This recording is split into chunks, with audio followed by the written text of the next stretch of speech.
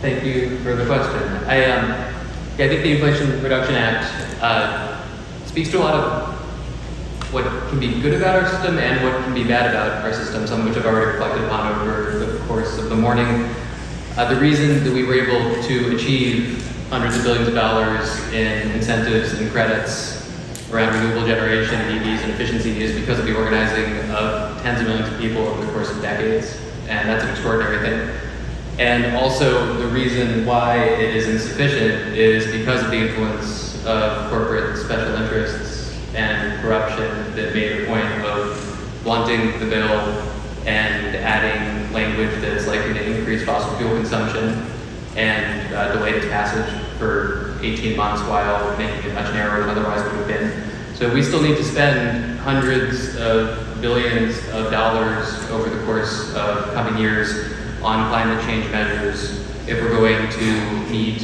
the Biden administration's goal of a 50% reduction relative to 2005 emissions, let alone the Paris or Green New Deal goal of net zero by 2050. And I support that. And we need to invest a lot more in transmission and in production